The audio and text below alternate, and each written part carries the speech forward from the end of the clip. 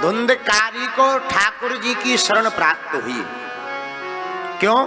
उसने कथा को सुना और सुनकर के आत्ममंथन किया। हम लोग तो कथा तो सुनते हैं, आत्ममंथन नहीं करते, चित्त में नहीं उतारते, उसका चिंतन नहीं करते। ज्यादातर लोग चिंतन नहीं करते हैं, चिंता करते हैं। चिंता तो करते हैं पर चिंतन नहीं करते। चिंता और चिंतन में ठीक जमीन आसमान का अंतर है। चिंता करोगे तो चिता में जाओगे, चिंतन करोगे तो परमात्मा को पा जाओगे, इतना अंतर है।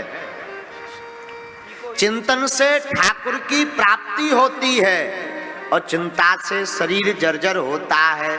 चिंता सबको खात है, चिंता बुरी बलाए। चिंता सबको खाती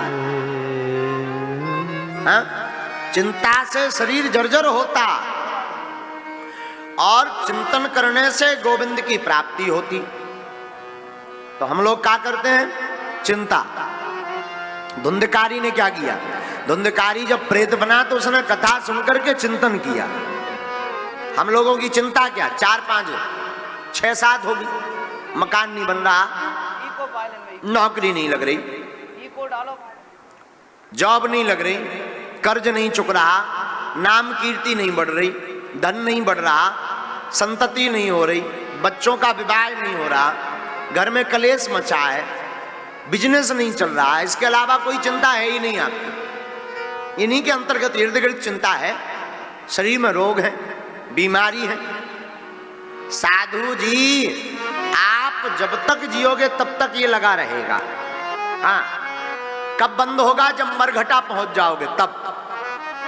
जब तक मरघटा नहीं पहुंच गए, राम नाम सत्य नहीं हो गया, तब तक ये लगा ही रहना है।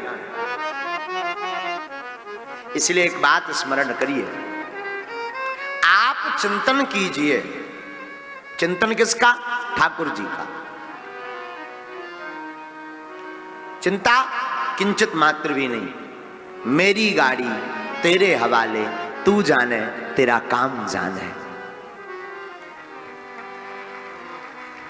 अपने जीवन की गाड़ी को आप ठाकुर जी के हवाले करो, वो जाने उनका काम जाने। आप सिर्फ चिंतन करो।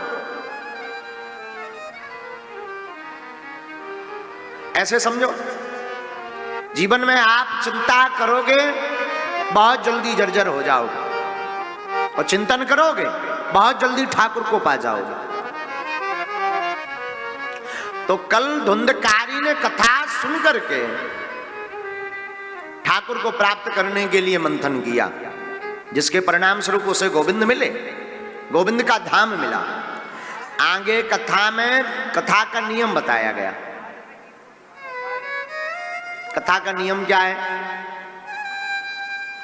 बोले कथा का नियम है 7 दिन की कथा होनी चाहिए। 7 दिन की ही क्यों, 6 या 8 की क्यों नहीं? भैया 7 का बड़ा महत्व है। 7 दिन की भागवत होने का कारण सिर्फ इतना है कि आप इंसान जीव जितने भी हैं, जितने भी हम आप सब जीवित हैं, हम आप सबकी मृत्यु 7 दिन के अंदर ही होती है। कैसे? चाहे बुधवार को मरो, चाहे गुरुवार को, शुक्रवार को मरो या शनिवार को, मरना 7 दिन के ही अंदर है। हाँ जी या ना जी? अब कांदीपुर वालों के लिए अगर 8वां दिन स्पेशल बनाया हो ब्रह्मा जी ने, तो राम जी जाने। 7 दिन के अंदर ही मरना है। तो 7 दिन तुम्हारे शुद्ध हो जाएं, 7 दिन तुम्हारे पवित्र हो जावे। जिस दिन भी मरो उस दिन तुम्हें भगवत प्राप्ति हो जावे। इसलिए 7 दिन की श्रीमद् भागवत कथा सुननी चाहिए। दूसरा नियम, विवाहे यादृशं वित्तम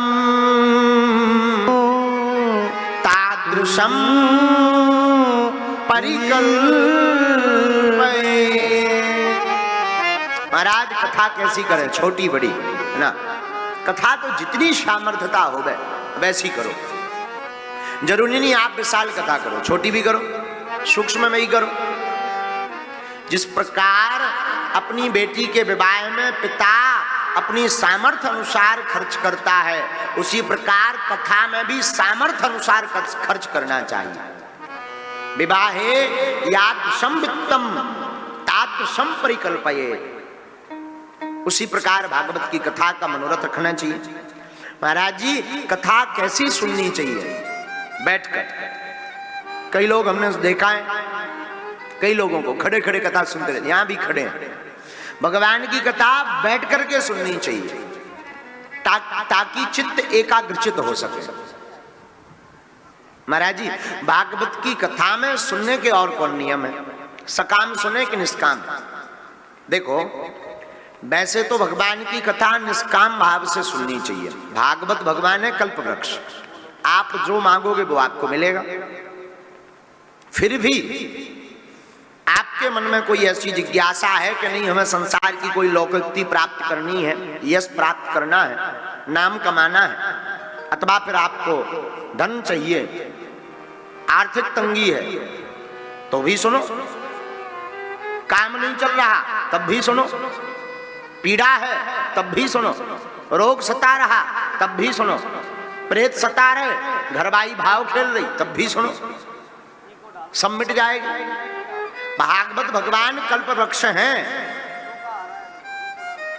दूसरी बात, भागवत भगवान वैष्णवों के परम धन है। यद वैष्णवा नाम धनम, वैष्णव का परम धन है श्रीमद् भागवत। संपत्ति धन नहीं है वैष्णव का, वैष्णव का श्रीमद् भागवत कथा ही परम धन है। अच्छा महाराज जी, कब सुननी चाहिए? जब मौका मिले तब। जरूरी नहीं है कि इसे आप कार्तिक में सुनो, चैत्र में ही सुनो, बैसाख में ही सुनो ना, जब भगवान की कृपा हो जावे। क्योंकि ये सत्कर्म करने का शुभ अवसर बार बार प्राप्त नहीं होता, न जाने दोबारा तुम्हें मिल पावे ना मिल पावे, इसलिए जब मौका मिलवे सोई ठान लो और सोई भगवान की कथा सुनना प्रारंभ कर दे हो। हाँ, दिन में मिले तो दिन में, रात में मिले तो रात में। हम तो कहते खर मास के महीने में भी भगवान की कथा सुनने का अवसर प्राप्त होवे सो सुन लेनी चाहिए। क्यों? न जाने तुम्हें दोबारा फिर मौका मिल पावे ना मिल पावे, जीवन का कोई ठिकाना थोड़ी है। आज कथा हो रही, आज सुन रहे, अगले वर्ष कथा होवे, क्या ठिकाना जब लोग अपनी तपनी टिकट कट जावे। बोले का? बोले रसीद कट गई, हस्ताक्षर हो गए ऊपर से, अब तो फिर मुश्किल है। और कई लोग हमने इतने विचित्र देखे, अरे राम राम राम राम राम, साधु जी बचावे। कई लोग तो आजकल कथा सुनने कमाते, मोबाइल चलाने ज्यादा आते। अपनी आंखें पंडाल में घुसाता है मोबियाल, देखिए बागेश्वर सरकार कथा करते हुए, हाँ मोबाइल हाथ में ले रहे। हमें तो जा टेंशन हो रही, कछु दिन में जमराज आए तो आदमी कहे सर 2 मिनट का टाइम देना। बोले क्यों? मैं अभी स्टेटस लगा कर आता हूं, ट्रेवलिंग टू यमलोक।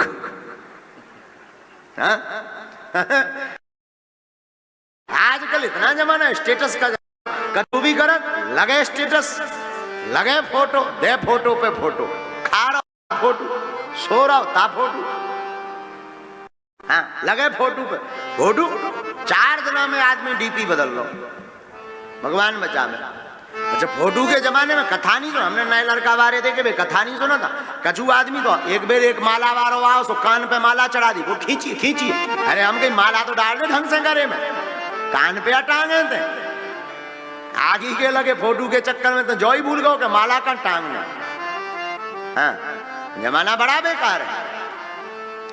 कान हाँ करो मान ले। आजकल तो पूजा भी बड़ी विचित्र हो गई। भगवान के चाहे पावन में फूल गिरे चाहे मुंह पे घले, फोटो बढ़िया आवे कि हमने पूजा करी, बोलो सीताराम। ऐसी हवन करवे वाले यार, स्वाहा, चाहे नेचे गिरे चाहे घी में, फोटो आवे कि हम आज हवन करत रहे। हाँ, आजकल ये मोबाइल ने तो प्राण का सफर में जाता आदमी, ता मोबाइल ले जा, बाथरूम में मोबाइल ले जा। अब इन्हें को समझावे, राम बचावे, बोलो सीताराम। तो कछु दिन बाद यमराज 2-2 मिनट का एक्स्ट्रा टाइम लेके आएंगे, क्योंकि वो पूछेंगे। बोले क्या?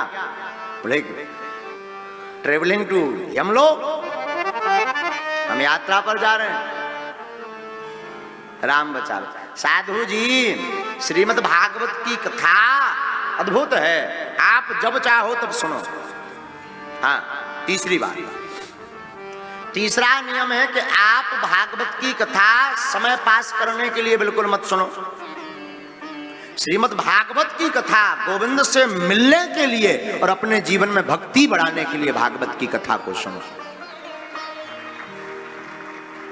चौथा नियम है भागवत की कथा सुनने का, कथा की आरती जो प्रथम होती है उसके पहले आ जाओ, और जो ब्राह्म आरती है उसके बाद ही जाओ। मात्र 3 घंटा 4 घंटा इतना ही तो समय है। पहले के जमाने में तो 2 टाइम कथा होती थी, सुबह भी और शाम भी। सुबह मूल पाठ होता था, शाम को कथा की जाती थी।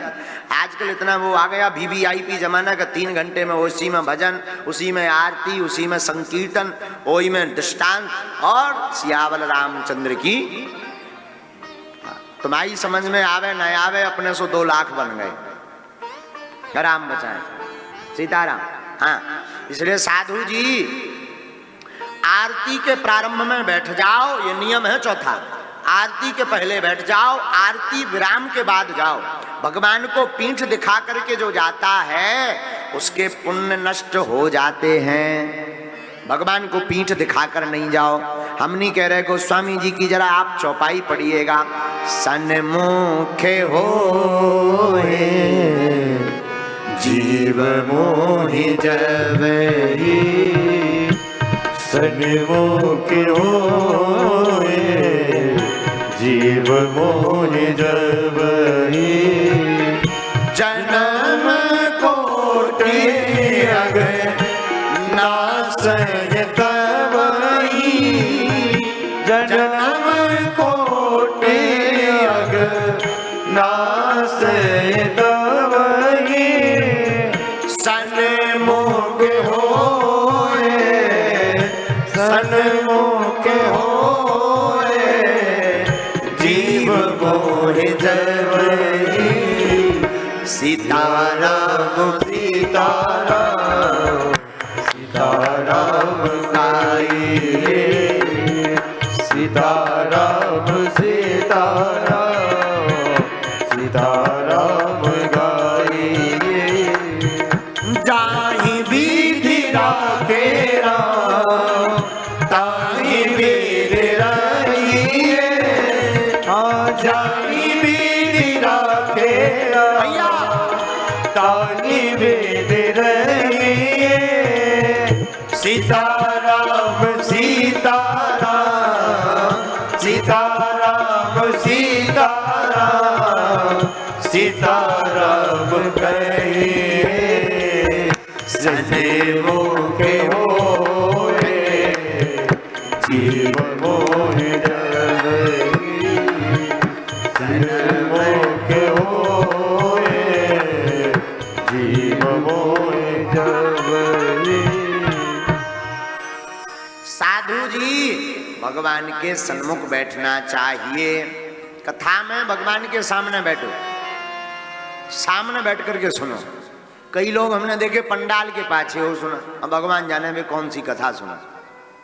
हाँ, राम बचावे। कुछ जने पंडाल के पाछे हो सुना, पूरी भागवत हो जा। कई महाराज ने कौन सा भजन गाओ, बोले राय तो हम होता ही तनक बेदे रहे। अरे ठाकुर जी, सामने बैठ करके सुनो। भगवान की कथा सन्मुख बैठ करके सुनने से ही लाभ मिलता है। पांचवा नियम है कि हो सके 7 दिन तक व्रत रखना चाहिए, फलाहार। और अगर डायबिटीज है तो दबा के 2 टाइम लुचई खाओ, कोई दिक्कत नहीं, खूब चकाचक पाओ। लेकिन इतना पाओ कि कथा के बीच में उठना ना पड़े, गड़बड़ ना हो जाए। हाँ, इसलिए कम पाओ। व्रत का और कोई मतलब नहीं, उपवास का मतलब होता है कि कम पाओगे तो कथा में विघ्न नहीं बनेगा। वरना उपवास के नाम पे तो आजकल जय जय सीताराम। बूझो कभी कहा, बोले आज तो हम व्रत हैं, अन्न नहीं खाएंगे। बोले क्या पाएंगे? बोले कुछ नहीं, आधा किलो दूध, पौवा भर काजू और 1-8 किलो जो है सेब, और ज्यादा कुछ नहीं, थोड़ी मोड़ी खीर मिल जाए। अब आगे के लगे थे धांसता बता, धांस के खा रहे थे, व्रत का यहाँ बनो। अंतर इतना होगा, रोटी बदल के तो दबा के माला खा रहो, खूब काजू चकवा के खा रहो हैं। और कई जने ऐसे होते व्रत के नाम पे दबा के खा। बोले बाहर में कहो आज मंगल है, बोले क्या, बोले आज तो मंगल है, आज तो हम चाट पकौड़ी पाएंगे नहीं, आज तो हम चकाचक जो है रबड़ी खाएंगे हैं। भाई नियम है कथा में कि वैसे व्रत रहना चाहिए, भूखे रहोगे तो आलस कम आएगी, ज्यादा दबा कर पाओगे तो आलस आएगी अथवा पेट गड़बड़ होगा, इसलिए कम पाओ। छठवां नियम सुनिए। छठवां नियम कथा यजमानों का यह है, जो कथा सुन रहे हो, छठवां नियम उनका यह है कि जब तक कथा में बैठे तब तक अपने गुरु मंत्र का, अपने इष्ट का अथवा 12 अक्षर मंत्र का नाम जप करते रहना चाहिए। हाँ, जो गुरु मंत्र है वो, अथवा राधा राधा राधा मन ही मन, सीताराम सीताराम करते रहो, अथवा जो तुम्हारे इष्ट हैं, ओम नमः शिवाय, ओम कृष्णाय नमः, ओम रामाय नमः, जो आपके इष्ट हो, ओम हम हनुमते नमः जाप करते रहना चाहिए। 7वां नियम सुनो। 7 दिन तक यजमान को पृथ्वी पर सोना चाहिए। जो कथा के यजमान होते हैं उन्हें 7 दिन तक जमीन पर सोना चाहिए। 8वां नियम, 7 दिन तक ब्रह्मचर्य का पालन करना चाहिए, ब्रह्मचर्य का पालन करें। 9वां नियम यह है कि आपको कथा सुनने वाले को ऐसा प्रसाद नहीं पाना चाहिए जो वर्जित हो, ज्यादा तेल मिर्च वाला या गंदा भोजन, मांसाहारी भोजन, लहसुन प्याज वाला प्रसाद नहीं पाना चाहिए। 10वां नियम सुनो। 10वां नियम है कथा सुनने वाले श्रोताओं को 7 दिन तक, वैसे तो अब आगे को लगो जमानो ऐसो आ गो के बिना 8-9 बजे के को नहीं उठ रहा हुआ शोक है। हाँ, जब लो सूर्य भगवान 2-3 बेर मिस कॉल ना मार दे, कमरा पूरा टेम्परेचर हाई फाई ना हो जाए, जब लो पतो ही नहीं लगा था कि आंधी आई हो गई। हाँ, आदमी ना लगना तनक दे रहो। हाँ, इसलिए सूर्य उदय के पहले 7 दिन तक तो उठ ही जाना चाहिए और उठ करके माता पिता गुरुजनों को प्रणाम करना चाहिए। 11वां नियम भागवत कथा सुनने वाले का है कि जो वस्त्र पहने वो भारतीय परिधान हो, पवित्र हो, धुले हुए वस्त्र हो, रोज नवीन ना भी हो तो धुले हुए होना चाहिए। और भारतीय परिधान धोती और कुर्ता, गमछा, ये भारतीय परिधान है। कछु आगे के लगे हमने ऐसे जजमान देखे कि पिस्टल बगल में खोसे और टाइट जींस पहने। तो बोले का, बोले भागवत भगवान की है आरती, पापियों को पाप से है तारती। हमें तो जो डर लगन लगे भगवान अगर नहीं की माना तो ये पिस्टल लड़ा देंगे। हाँ कट्टा बंदूक ले। भागवत भगवान की आरती परम पवित्रता के साथ। वैसे तो सनातन धर्म के लिए दोनों जरूरी है, शास्त्र और शस्त्र दोनों की आवश्यकता है। शास्त्र की भी आवश्यकता है और शस्त्र की भी आवश्यकता है, लेकिन कब क्या उठाना चाहिए ये विवेक होना चाहिए। हाँ, कब शास्त्र उठाना है, कब शस्त्र उठाना है। भगवान के सामने जाओ तो अपना पद मर्यादा भूल करके सिर्फ गोविंद के बनकर जाओ। गुरु के सामने जाओ तो अपना पद, अपनी मर्यादा भूल करके गुरु के सामने जाओ। माता पिता के सामने जाओ तो अपना पद, अपनी मर्यादा भूल करके उनके चरणों में बालक बनकर के जाओ। हाँ, माता पिता के सामने बालक बनकर जाओ, गुरु के सामने शिष्य बनकर जाओ और परमात्मा के सामने गोविंद के भक्त बनकर जाओ।